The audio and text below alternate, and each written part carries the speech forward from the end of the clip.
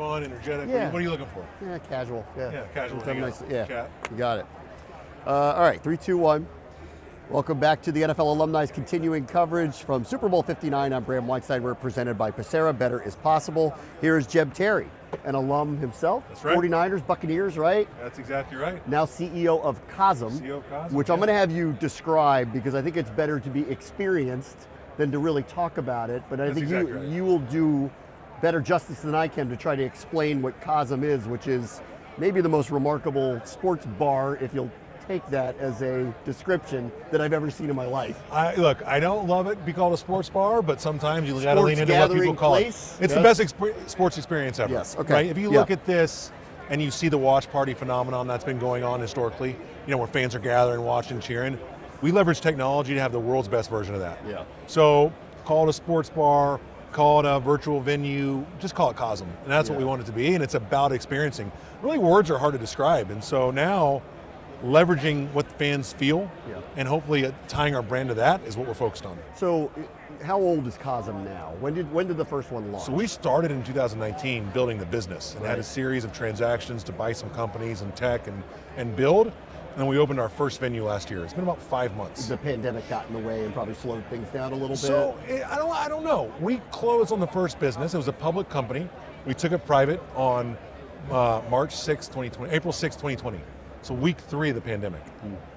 So we had to manage things virtually. It was very, very interesting. I don't know that it slowed things down, to be honest. We were still able to push, and we opened our first venue in Q3 last year. So why don't you try to, because I can't put it into words, explain what a fan experiences when they enter, what they're going to see and what they're going to feel. Yeah, so when you come to Cosm, it's going to be like you're actually at the game yourself.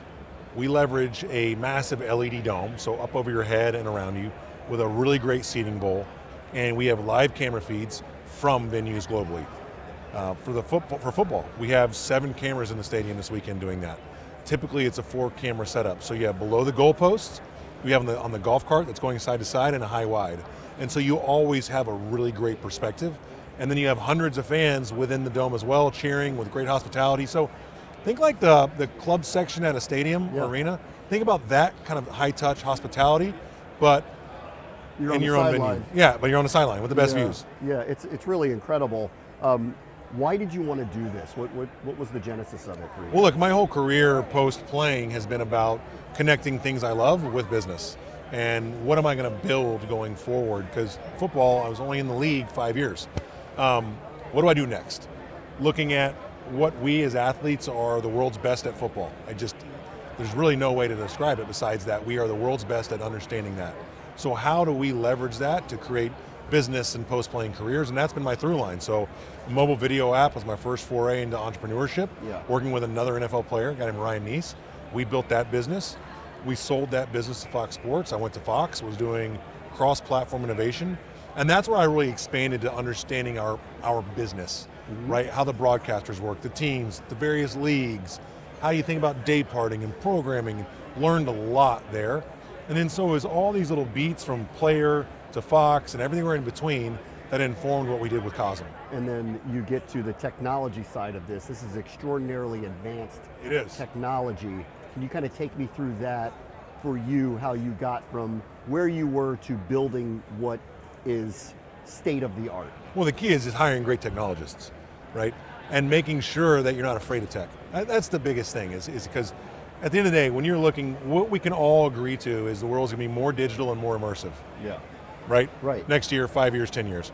We want to be a thought leader there. And so really climbing that curve of having a core understanding of what's going on in that space, and then finding the right teams and leaders that can help bridge that gap and build those teams and have an amazing group of technologists that are building what we're doing. So that's what we've been doing.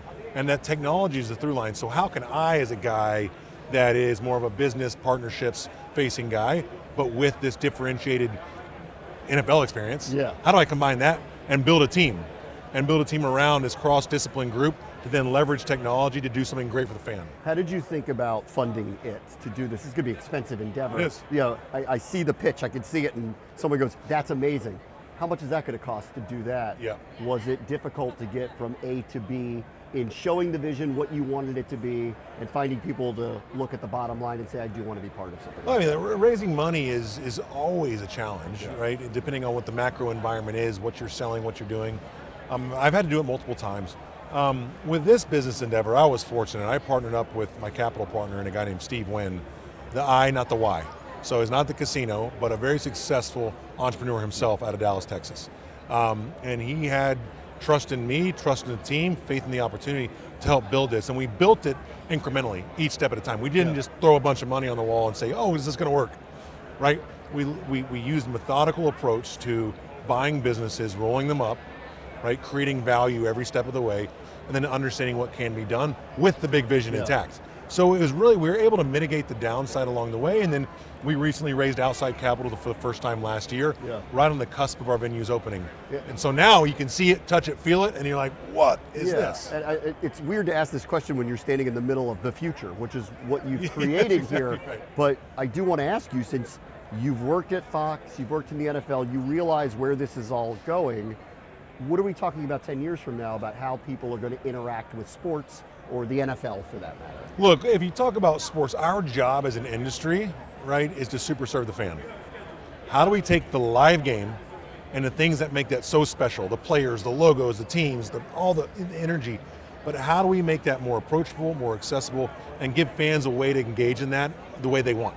That's what we know. We are in the age of fan personalization, right? That's why we're seeing the Madden cast, the Nickelodeon stuff, all those other elements of how do we create that, and that's all around the live game. Find everybody where they are. Find them where they are, and that's our job as business leaders, technologists, entrepreneurs, is to do that and work within this ecosystem to make sure we do that. If we have that with our top of mind, I don't care what the tech's going to be in 10 years. Our goal is to be a thought leader and stakeholder there, invest in innovation on our side, and hopefully make sure we're pressing that curve.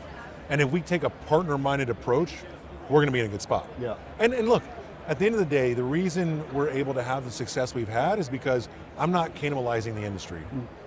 Just because we're having something cool, I'm extending it, I'm accentuating it, I'm making the pie bigger. That's right. And that has to be the focus, because I'm not taking you, broadcaster, I'm not taking away from you or this person or that person. We're trying to add to it and making sure we have alignment across the stakeholders. You're bringing people actually closer to me. Honestly, that's my hope. What you're doing. That's exactly right. Like, there's always been a separation of what I do is there. You're actually moving closer to what I do. So think about this. You like the Commanders, right? Where is half their inventory? Half of their core product, where is it? You tell me. It's on the road. If you think about that as a business person, if your product, the thing that's so special, is on the road half the time, like there's a lot on the table. That's right. All the fans are still there. That's right. They all want to hang out, drink beer, celebrate. That's right. And so that's this business proposition where now I can give some fans the feeling of being home. And you think about building these entertainment districts and how do you drive fandom, 24/7 activation, because these stadiums aren't cheap. Right? These big buildings are underutilized. So how do you create that and monetize that asset, lean into the fandom, create community, have people celebrate the brand and that network? And that's what we're trying to do. That's the endeavor there, to super serve that fan where they are. Whether you're a fan of the Commanders in Miami or a fan of the Commanders in DC, we want to be where you are and provide that for you.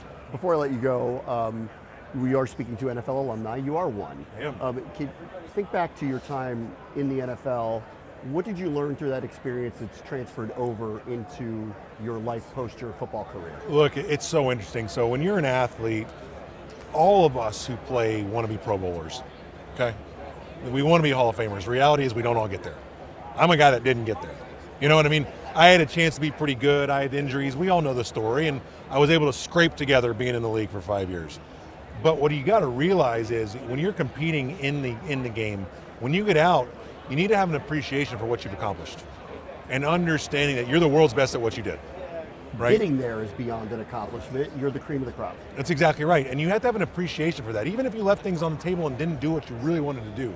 Because no one says, hey, it's time to leave. They force you out. Let's be honest about that. I would love to keep playing. But now we have to transition and figure out what made us great about being there. And are there ways for us to lean into the things we know and love? We all know we're competitors. And for us to find success outside the game, you got to find a way to compete. My now competition is these interviews. Like, I want to win this interview. You know, I didn't not know we over were in you, a competition. not over you, but over the next guy. Yeah. You know, there's just an element in find that way to You compete. did ask me who the best interview was. I did, right? All right. So like, find those I angles. told you it was going to be you. Figure out the things that you love and lean Yeah. into it. Recognize you're the best at what you did, and there's a lot to get there. And then you build your career around those traits that you think got there, and make sure it's piquing your interest. That's what I've tried to do. I've been able to find some success, but there's still a long way to go, and we're building a monster. How many locations of Cosm exist currently? We have 2 open. Yep. We're opening 2 next year. Yep. So Atlanta and Detroit.